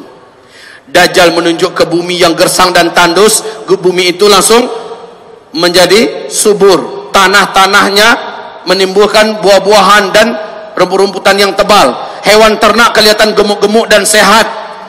Dajjal menunjuk ke arah kuburan, satu pemakaman itu, satu kuburan itu bangkit manusia yang kembali utuh dengan tubuh yang sehat, ya. Dan dia mengatakan, anakku, ayah telah dihidupkan oleh Tuhan kita, ini adalah Tuhan kita. Berjumpa suami yang sudah meninggal dengan istrinya, istriku, ini adalah Tuhan kita, lihat aku telah dihidupkannya. Padahal kaum muslimin, Rasul mengatakan seluruh yang bangkit dari kuburan itu adalah setan-setan yang menjelma menjadi manusia yang dulu pernah mati. Bukan orang yang sudah mati itu, tapi setan yang menjelma dalam wujud manusia-manusia dulu yang telah mati. Orang beriman harus tahu ini rahasia-rahasianya. Tidak ada satu orang pun yang mampu bertahan ketika berjumpa dengan dajjal. Tidak ada, seluruhnya akan rontok imannya. Tapi kata Rasul, orang beriman yang terserempak. Bahasa Indonesia terserempak ini apa ya? Ini bahasa Malaysia nih. Terserempak itu apa-apa? Mendadak ketemu gitu. Dia sudah berusaha menghindar dan dia nggak tahu kalau Dajjal sudah sampai ke kotanya, lalu mendadak ketemu, kepergok. Ya sudah, pokoknya ketemu begitulah, tanpa direncanakannya. Kata Rasulullah, wajib ketika itu membaca surat Al-Kahfi di depannya. Bacalah 10 ayat pertama atau 10 ayat terakhir, jangan lepaskan bacaan itu ya, teruslah baca sampai dia betul-betul sudah lepas dari Dajjal. Tutup mata, tundukkan wajah, bacalah surah Al-Kahfi. Alhamdulillahilladzi anzala ala abdihil kitab. Terus baca sampai ayat ke-10, ulang balik baca. Sampai ke-10, ulang balik baca. Betul-betul baru berhenti setelah dia buka mata, sudah nggak ada siapa-siapa, selesai. Tapi kalau nggak hafal ini, nah ini yang bahayanya, Pak. Pas ketemu Dajjal baru cari Quran. Nggak masanya lagi cari Quran. Tunggu om, cari Quran dulu. Habis nih. Makanya diperintahkan menghafal surat Al-Kahfi. Hafalkan surat Al-Kahfi 10 ayat pertama atau 10 ayat terakhir dari sekarang, dan lancarkan membacanya. Sering-sering bawa dalam sholat. Baik, Dajjal ini kata Rasulullah, ketika dia muncul, seluruh kota-kota di muka bumi akan dimasukinya, dan dia tidak akan memasuki perkampungan, dusun-dusun, lembah-lembah. Dia tidak akan masuk ke daerah yang sedikit manusianya. Di mana manusia yang banyak, Dajjal akan sampai ke situ. Saat Dajjal sampai di situ, magicnya dan kekuatan sihirnya langsung menyebar, sehingga para wanita-wanita pada umumnya kata Rasulullah seperti tertarik untuk keluar dari rumah ingin berjumpa dengan Dajjal.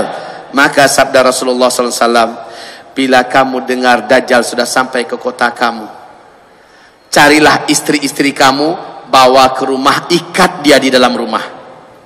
Carilah ibunda kamu, bawa ke rumah, ikatlah mereka di rumah, tambatkan mereka ke tiang, ikatkan kakinya. Baca itu hadis, ini hadisnya sahih, jangan katakan saya mengarang-arang. Ensiklopedia akhir zaman, Nabi perintahkan, kalau kamu dengar Dajjal sudah sampai masuk ke kota kamu, segera kamu kumpulkan istrimu, anak-anak gadismu, emak-emak kamu, karena yang paling banyak terkena kekuatan sihirnya Dajjal adalah kaum wanita. Ikatkan mereka di rumah-rumah kamu, tambatkan kaki mereka ke tiang-tiang rumah agar mereka tidak keluar. Saking kuatnya, Pak. Bagaimana kalau seandainya iman kita sendiri lemah? Ya udah, dengan bapak-bapak ke bawah, bawa bini, bawa anak, ayo nah. Maka dengan ini memastikan kita wajib memperkuat iman, kita wajib memperteguh akidah, meluruskan tauhid. Kalaulah Allah beri saya rezeki, saya punya peralatan yang bisa lengkap, kamera lengkap, saya ingin syuting tiap hari bagaimana menggiring menjadi ahli tauhid di akhir zaman. Bagaimana tauhid yang sebenarnya, mulai dari pembahasan Asmaul Husna, pembahasan tentang la ilaha illallah, pembahasan-pembahasan yang akan menguatkan tauhid. Biar tidak berjumpa pun kita, Bapak bisa mengaksesnya di YouTube. Kalaulah Allah kasih rezeki. Tetapi kaum muslimin, hamba-hamba Allah yang kami muliakan, sampai hari ini niat itu belum kesampaian. Kaum muslimin, kita lanjutkan. Dajjal ini kata Rasulullah akan muncul dengan tanda-tanda alam yang tidak bisa ditutupi. Dia akan muncul dengan tanda-tanda alam yang tidak bisa disembunyikan, nggak bisa juga dikarang-karang. Di dalam hadis Sahih Muslim, Tamim Ad-Dari bercerita pertemuannya dengan seorang lelaki bertubuh gompal, terikat dengan rantai yang besar kakinya, dan rantai itu menghubungi kedua tangannya, terikat di dua tangannya, dan juga rantai itu menghubungi lehernya, terikat lehernya, tergeletak di lantai di sebuah pulau di Laut Yaman, dalam salah satu kuil tua. Tamim Ad-Dari dengan 20 awak kapalnya bertanya, celakalah engkau, siapa engkau? Kata lelaki yang terikat itu, kalian tidak usah takut kepada saya terikat dan saya tidak akan bisa menyakiti kalian. Apakah kalian datang dari Arab? Tamim Ad-Dari menjawab, benar, kami dari Arab. Sudah lama saya menanti-nanti orang Arab masuk ke pulau ini. Saya mau mendengarkan perkembangan dunia terkini seperti apa.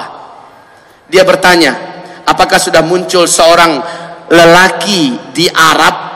Dia adalah orang ummi, ngaku-ngaku sebagai nabi, namanya Ahmad. Udah keluar belum? Maka dijawab oleh Tamim Ad-Dari, sudah. Sebentar lagi. Kalau begitu sebentar lagi. Kalian beriman nggak dengannya? Ada yang beriman kepadanya, ada yang tidak beriman. Beruntunglah yang mau beriman kepadanya. Kata laki-laki ini. Lalu dia bertanya, dijawab. Pertanyaan berikut ini yang penting, Pak. Dia bertanya tentang buah kurma di kebun kurma Baisan. Tamim Ad-Dari mengatakan, apanya yang ingin kamu tanyakan? Laki-laki yang terikat itu berkata, sekarang masih berbuah enggak? Sekarang buahnya banyak, lebat. Tidak lama lagi buahnya akan berakhir. Itu adalah tanda-tanda saya akan lepas.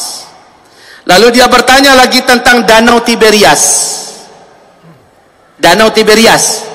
Apanya ingin kau tanyakan, kata Tamim Ad-Dari. Apakah masih ada airnya sekarang? Menjawablah laki-laki yang terikat itu, airnya sekarang tidak berkurang dan banyak. Laki-laki itu yang terikat ini berkata, tidak lama lagi danau ini akan mengering, tinggal tersisa sedikit. Saat itu saya lepas dan saya bebas. Ketahuilah oleh kalian, saya adalah Al-Masih, kata laki-laki yang terikat itu. Saya adalah Al-Masih. Dia tidak mau menyebutkan namanya lengkap, Al-Masih Dajjal. Dia hanya mengatakan, saya adalah Al-Masih. Ketika saya lepas, saya bebas, saya akan masuki seluruh kota-kota di muka bumi ini. Hanya 2 kota yang saya tidak berhasil masuk, yaitu Mekah dan Tibah, kata beliau.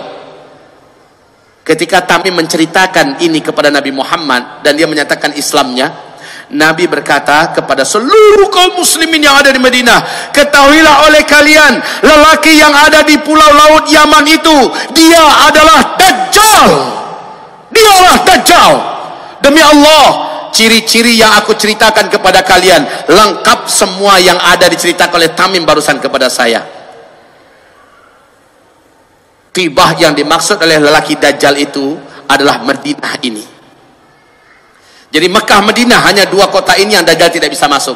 Makanya salah satu cara selamat dari Dajjal nanti, kata Rasulullah, larilah kamu ke Mekah atau ke Madinah. Masalahnya ketika Dajjal ini keluar, teknologi udah nggak ada. Kita mau lari ke Mekah gimana? Pesawat yang mau nerbangin kita udah nggak ada. Kalau begitu, ada langkah lain yang harus kamu segera buat agar kamu selamat dari Dajjal. Langkah-langkah inilah yang sudah kita susun dan kita muat dalam kitab Zikir Akhir Zaman. Cara-cara dari Rasulullah agar selamat dari Dajjal. Baik kaum muslimin, lanjutnya kita ceritakan yang 2 tadi. Lihat faktanya sekarang. Lihat faktanya sekarang. Buka YouTube kalau mau. Kalau mau, buka YouTube. Tentang buah kurma di kebun kurma Baisan. Di mana kebun kurma Baisan? Perbatasan Yordania dengan Palestina. Kaum muslimin, kebun kurma Baisan ini sudah beberapa tahun terakhir sudah tidak berbuah 100%. Sudah tidak berbuah 100%. Bahkan batang-batang pohonnya pun cenderung mengarah kepada mati. Awas, hadis tadi mengatakan tak lama lagi buahnya akan berakhir.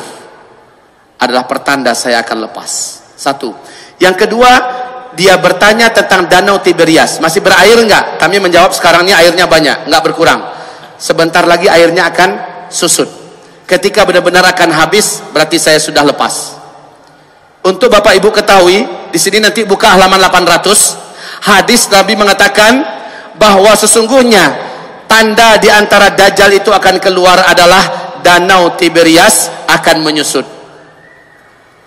Faktanya Danau Tiberias ini sekarang tuh di Israel, Pak.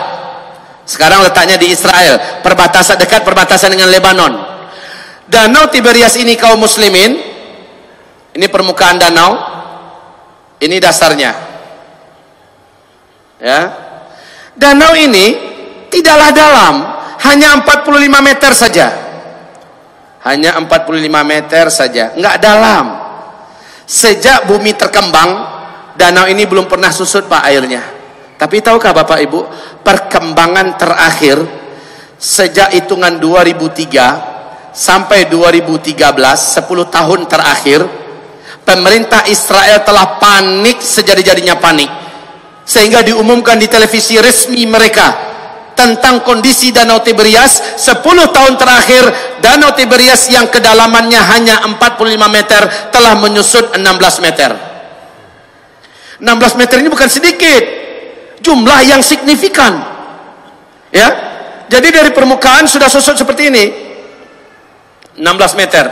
Lebih 30% loh Pak. Akhir 2013.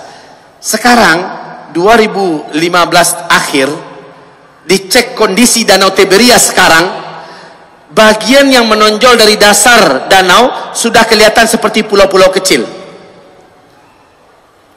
Berarti semakin menyusut.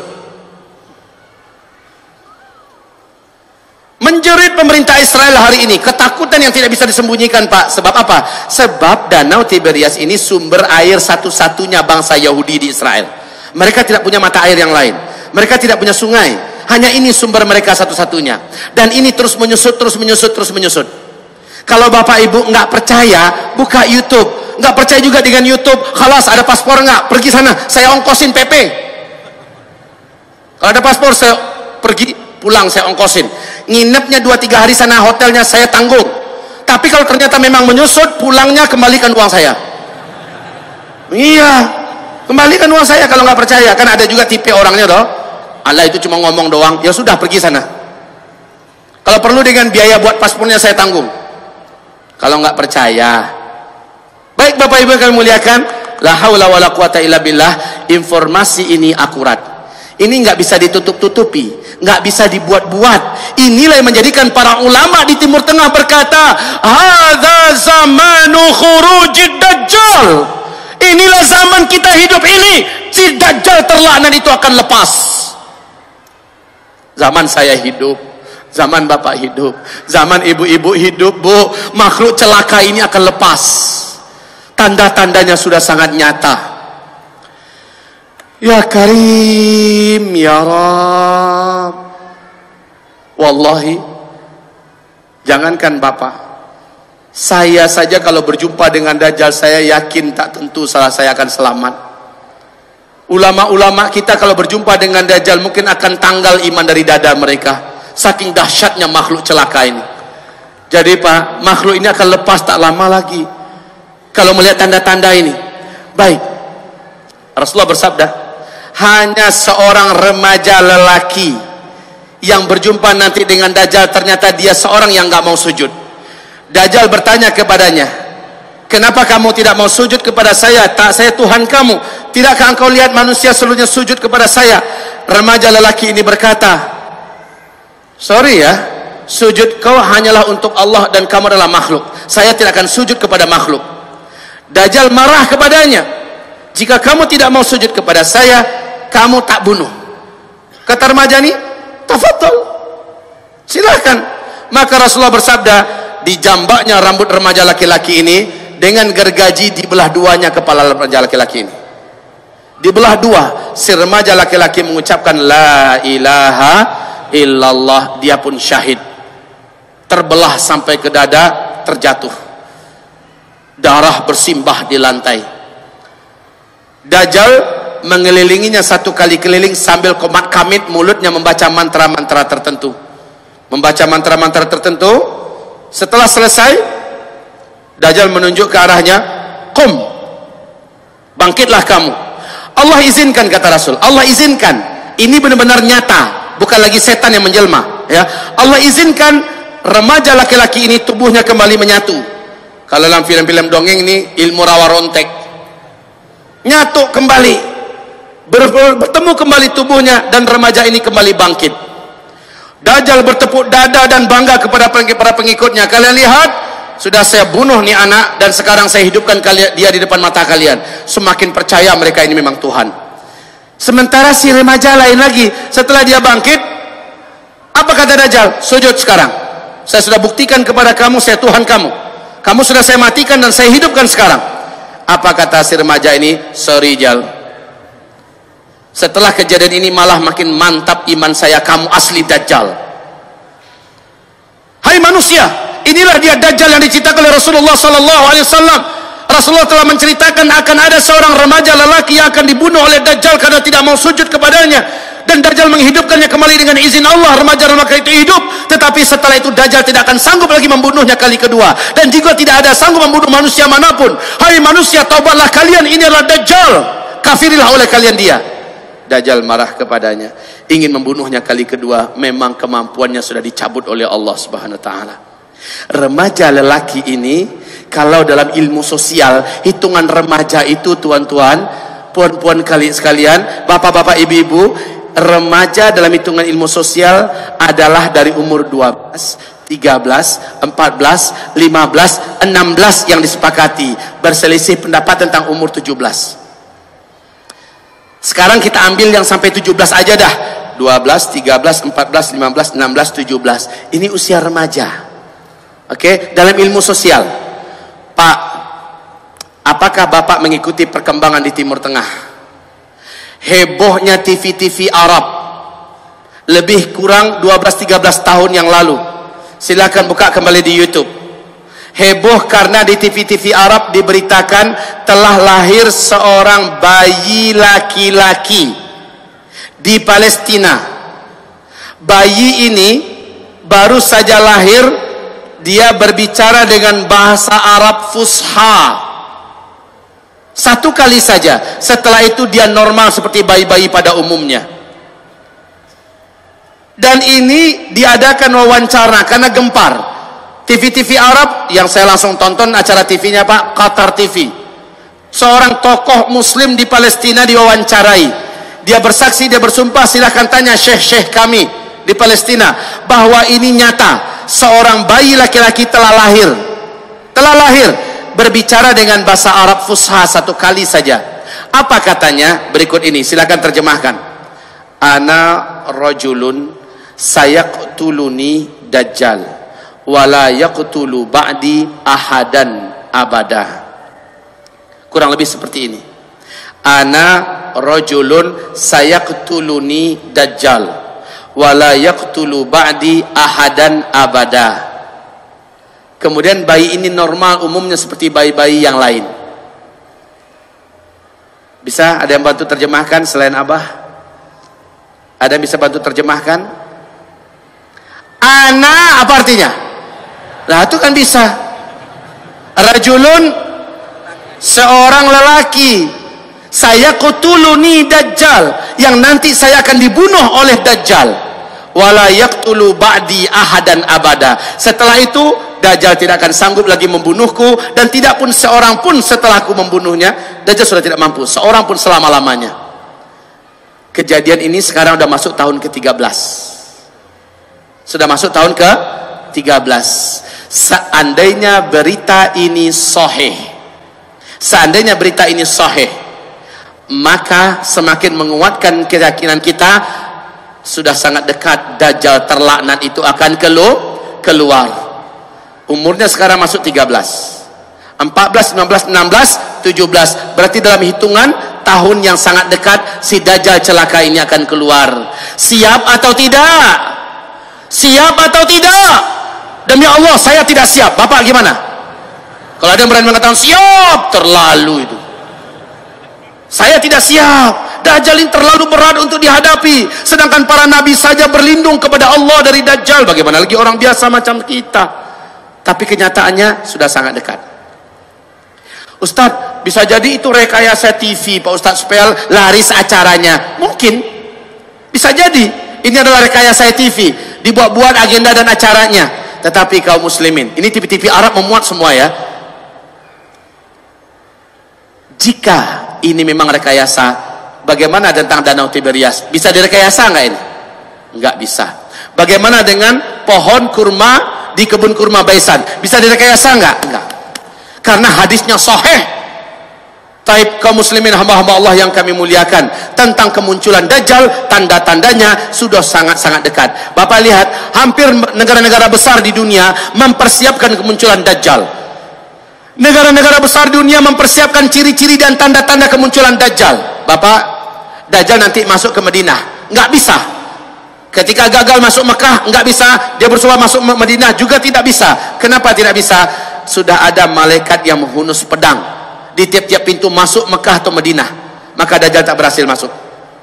Dajjal naik ke atas sebuah bukit di luar kota Madinah, kata Rasul, dan melihat ke arah Madinah. Dajjal berkata sambil menunjuk ke masjid Nabi, itu adalah istana putihnya si Ahmad.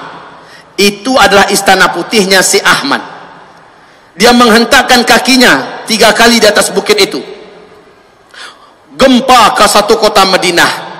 orang-orang munafik, orang-orang musyrik yang tinggal di dalam kota Madinah keluar seluruhnya, keluar dari kota Madinah bergabung dengan Dajjal. Dan ketahuilah, bukit tempat dia menghentakkan kaki disebut dengan Bukit Garam. Oleh ulama sekarang disebut dengan Bukit Dajjal. Tahu tidak Bapak Ibu, di mana bukit ini berada di Madinah? Di luar kota Madinah. Sekarang bukit itu di atasnya sudah dibangun istana kerajaan. Jadi yang Bapak lihat masuk ke Madinah, pergi ke Uhud, ada nampak satu bukit didirikan istana, itulah bukitnya Dajjal.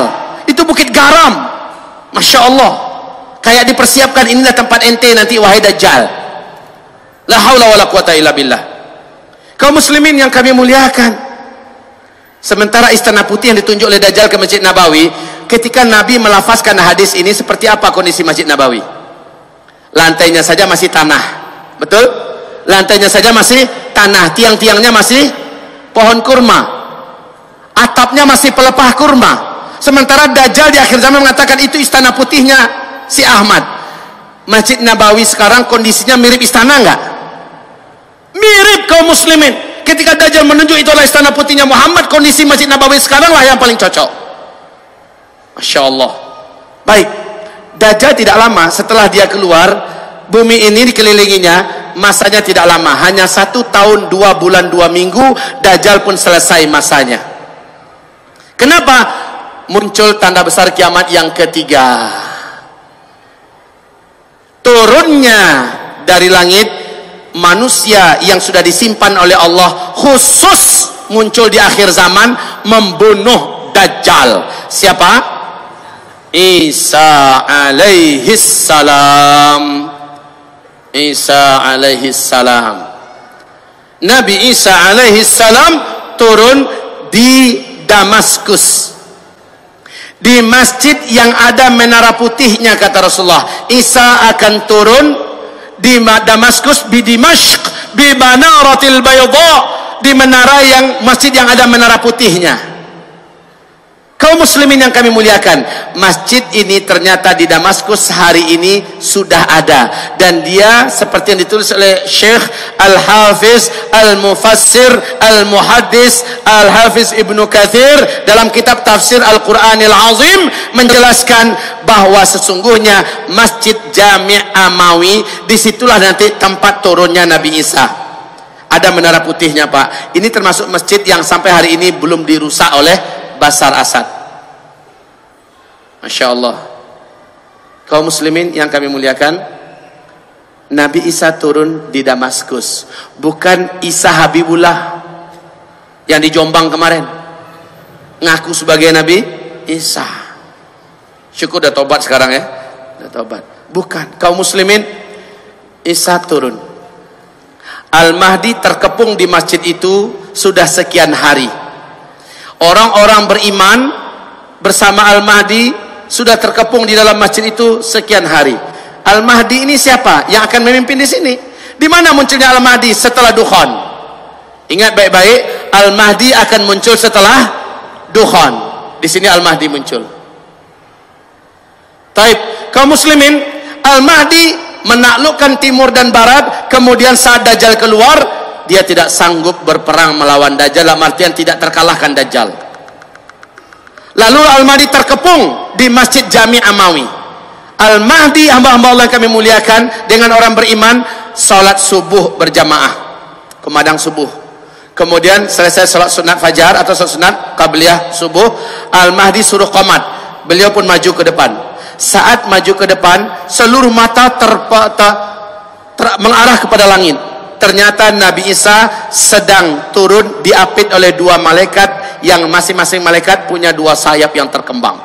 Nabi Isa turun, tangan Isa yang kanan memegang bahu sebelah kiri malaikat sebelah kanannya. Tangan Isa yang sebelah kiri, telapak tangannya memegang bahu sebelah kanan malaikat yang sebelah kirinya. Isa pun turun. Rambut Nabi Isa, kata Rasulullah, bagaikan orang yang baru siap mandi, seperti ada air-air yang menetes. Orang-orang yang beriman tersenyum bahagia karena yang dinanti-nanti sudah datang, Isa alaihi salam. Dan memang mereka sangat yakin, Pak, inilah saatnya Nabi Isa harus turun. Isa pun turun. Al-Mahdi langsung mundur mempersilahkan Isa untuk menjadi imam. Isa berkata, tidak, imam pada masa ini adalah engkau, saya hanya penolongmu, saya hanya pendampingmu, majulah jadilah imam. Isa pun sholat di belakangnya. Sholat subuh selesai, zikir selesai, matahari mulai terbit, ternyata Dajjal berhasil mendobrak pintu masjid. Dajjal masuk dengan penuh kesombongan. Orang-orang yang menjadi bala tentara Dajjal dari kalangan Yahudi Asbahan dan Yahudi-Yahudi lainnya bersatu ingin mencincang Al-Mahdi, mencincang orang-orang beriman yang ada di dalam masjid. Penuh sombong dan angkuh, Dajjal masuk. Ternyata Isa berdiri, Dajjal datang, Isa berdiri. Saling bertatap-tatapanlah dua manusia legendaris akhir zaman ini, antara Isa dengan Dajjal. Dajjal langsung menjerit. Dajjal langsung menjerit. Melihat Isa menjerit, kata Rasulullah, meleleh tubuhnya. Demi Allah, kata Rasulullah, kalaulah Dajjal tetap di tempatnya, kalaulah Dajjal tetap di situ, di tempatnya, maka dia akan mencair menjadi cairan menggenang di lantai. Tapi Dajjal langsung lari. Dengan kekuatannya yang diberikan oleh Allah, Dajjal lari ke ufuk timur. Allah takdirkan Isa di atas kemampuan Dajjal punya kemampuan. Isa sudah menunggu di situ. Mau kemana boy?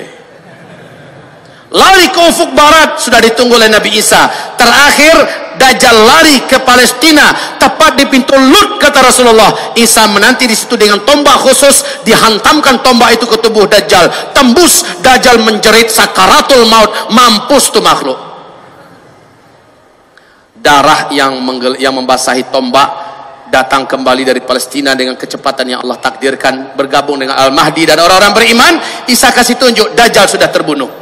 Allahu Akbar, Allahu Akbar, orang-orang beriman berteriak. Nah, orang-orang Yahudi yang di belakang Dajjal tadi sombong-sombong siap mencincang orang-orang beriman, hilang semangat perangnya, ciut nyalinya, langsung pedang-pedang mereka, tombak-tombak mereka buang, mereka lari terkentut-kentut.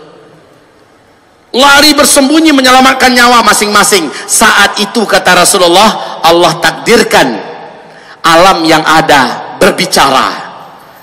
Ya Muslim, hadza Yahudiyun warai, ta'ala faqtulhu. Hai Muslim, sini ada Yahudi di belakang saya sembunyi, tangkap, bunuh dia. Kata tembok ketika Yahudi bersembunyi di balik tembok. Kata lobang ketika Yahudi bersembunyi dalam lobang. Kata pohon ketika Yahudi bersembunyi di balik pohon. Illal gharqad, kecuali pohon gharqad. Innaha syajarul yahud, sesungguhnya gharqad itu adalah pohonnya Yahudi, bangsa Yahudi. Makanya 12 tahun yang lalu, Pak, rabi-rabi Yahudi telah memerintahkan siapapun jadi Perdana Menteri wajib menanam pohon gharqad sebanyak-banyaknya. Maka start penanaman pohon gharqad di Israel lebih 12 tahun yang lalu bermula dari 2 juta batang pohon gharqad yang hari ini sudah setinggi 14, 15 dan 16 meter, Pak. Udah standby itu pohon gharqad. Mereka tahu ini akan menjadi pohon kita di akhir zaman. Aneh itu. Dia tahu dari hadis Nabi, mereka percaya gharqad inilah pohon kemenangan mereka di akhir zaman. Mereka tanam banyak-banyak. Tapi kan udah bocor duluan ke tangan orang beriman kan? Hadisnya sudah ada. Orang beriman tahu nih kemana sisa Yahudi. Pasti ke kebun pohon gharqad. Udah orang beriman datang bawa pedang-pedang mereka. Lihat ada Yahudi, cincang. Ada Yahudi, habis Yahudi sehabis-habisnya, habis. Kemudian agama Nasrani dihapuskan oleh Nabi Isa alaihissalam, salib dibinasakan, lalu Isa mengajak kembalilah ke agama tauhid yang diajarkan Nabi Muhammad sallallahu alaihi wasallam. Orang-orang Nasrani mengucapkan asyhadu an la ilaha illallah wa asyhadu anna Muhammadan Rasulullah. Kaum muslimin, muncullah tanda besar kiamat yang ketiga. Yang keempat, nauzubillah, dan ini sekaligus menjadi penutup fase keempat. Apa yang Allah ceritakan di surat Al-Kahfi? Lepaslah bangsa yang dikurung oleh Zulkarnain. Bangsa ini hobi perang dan tak terkalahkan. Bangsa ini tak punya hati, tak punya perasaan. Mereka anak keturunan cucu Adam, hidungnya pesek-pesek, mukanya bulat-bulat, kata Rasulullah. seperti kuali yang kena tampar pantat kuali itu sehingga pesek, penyet. Dan mereka jumlahnya dalam 1000 manusia 999 jumlah mereka, satu kita. Makanya kata Allah kepada Nabi Isa, "Hai Isa, hari ini tidak ada yang sanggup mengalahkan mereka. Bawalah hamba-hambaku yang beriman kepadaku bersamamu ke atas gunung Tursina. Hari ini tidak ada yang sanggup mengalahkan Ya'juj dan Ma'juj." Inilah dia tanda besar kiamat yang keempat, Ya'juj dan Ma'juj. Ya'juj dan Ma'juj. Kaum muslimin, Ya'juj dan Ma'juj ini jumpa anak-anak mereka bunuh, jumpa wanita mereka bunuh, jumpa laki-laki mereka bunuh, siapapun manusia mereka temui pasti mereka cincang, mereka bunuh. Hewan ternak yang mereka jumpai pasti mereka makan. Mereka benar-benar brutal, tak punya perasaan, tak punya hati. Sisa air danau Tiberias yang masih tersisa, kata Rasulullah, rombongan Ya'juj Ma'juj yang paling pertama lepas menuju kepada danau ini karena haus, mereka minum airnya. Saking banyaknya jumlah mereka, sisa air yang ada itu habis oleh mereka. Rombongan yang belakang menyusul, loh kok udah kering? Padahal kawan-kawannya di depan yang ngabisin. Kaum muslimin, permukaan bumi kata Rasulullah tertutupi oleh banyaknya jumlah mereka. La haula wala quwata illa billah. Saya nggak tahu Ya'juj Ma'juj tuh sampai nggak ke sini, ke Sentul. Saya nggak tahu sampai atau tidak ke Indonesia, wallahu a'lam. Yang pasti kata Rasulullah, Jazirah Arab, Khurasan, Syam akan tertutupi oleh banyaknya jumlah Ya'juj dan Ma'juj. Memang luar biasa kaum muslimin. Isa singkatnya lari ke atas gunung Tursina, orang-orang beriman ikut dengannya. Sejauh mata memandang, Ya'juj Ma'juj semuanya, kemana saja mata memandang, kayak semut menutupi bumi Pak, banyaknya. Dan mereka masing-masing membawa senjata. La haula wala quwata illa billah. Lalu Nabi Isa angkat tangan, "Ya Allah, tidak ada yang sanggup menghadapi Ya'juj dan Ma'juj ini kecuali hanyalah Engkau. Habisilah mereka dengan caramu ya Rabbal Alamin." Lalu Allah matikan mereka serentak. Allah datangkan ulat-ulat yang tak dari baza menggerogoti dan memakan tubuh mereka. Mereka menggelepar di mana-mana, mati. Kuman-kuman bakteri menyatu dalam menghabisi mereka. Satu buka bumi, mati Ya'juj dan Ma'juj. Bumi menjadi busuk sebusuk-busuknya.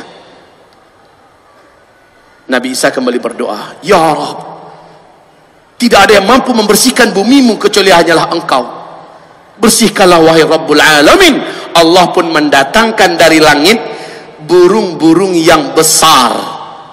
Jumlah burung tersebut kata Rasulullah, siang bolong macam ini Pak, langsung menjadi gelap gulita, seperti malam, tengah malam jam 1 jam 2, pekat segelap-gelapnya.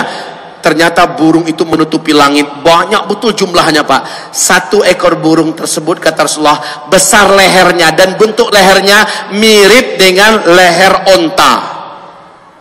Kebayang badan burung itu seperti apa? Burung tersebut menukik ke bumi.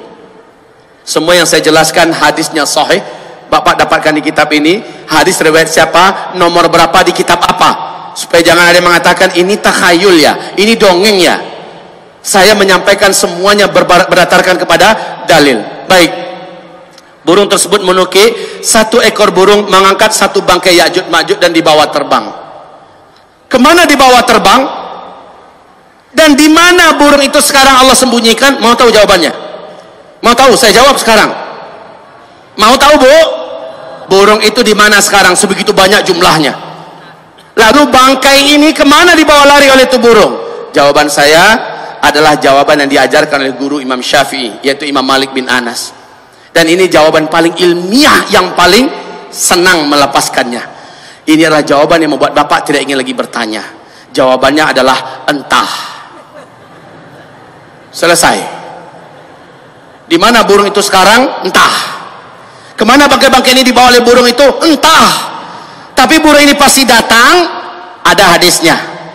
Jumlahnya sangat banyak, ada hadisnya. Bentuk burungnya seperti itu, ada hadisnya. Di mana burung itu Allah sembunyikan sekarang? Nggak ada hadisnya, tidak ada ayatnya. Karena nggak ada, jangan ngarang-ngarang. Ini masalah gaib.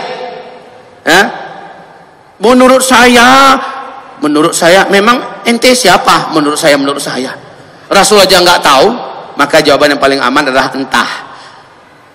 Kemarin ada yang bertanya pada saya, Pak Ustadz, kenapa harus entah jawabannya? Kenapa bukan Allahu a'lam saja? Begini Pak, Allahu a'lam itu adalah istilah para ulama ahli fikih. Ada perbedaan-perbedaan pendapat, manakah yang paling benar di antara perbedaan pendapat itu, baru jawabannya Allahu a'lam. Allah yang maha tahu, ya. Baik Bapak Ibu yang kami muliakan, setelah Ya'juj Ma'juj dihabisi oleh Allah, dunia langsung menjadi tenang dan aman. Kemudian kita masuk fase kelima. Fase kelima, jangan kemana-mana, tetaplah di tempat. Insya Allah kita akan lanjutkan setelah kita melakukan beberapa agenda berikut ini. Saya stop sampai di sini. Allah yang maha mengampun, semoga Allah mengampuni saya. Semoga Bapak Ibu yang kami muliakan, lepas zuhur ini materi kita semakin menegangkan, materi kita semakin mencengkram. Tetapi yang paling penting, selepas zuhur materi kita adalah materi kunci. Apa yang harus kita buat, persiapan apa yang mesti kita lakukan, inilah dia yang akan kita jawab nanti selepas salat zuhur, insyaallah taala. Demikian dari saya, subhanakallahumma wa bihamdika, asyhadu an la ilaha illa anta, astaghfiruka wa atubu ilaik. Wassalamualaikum warahmatullahi wabarakatuh.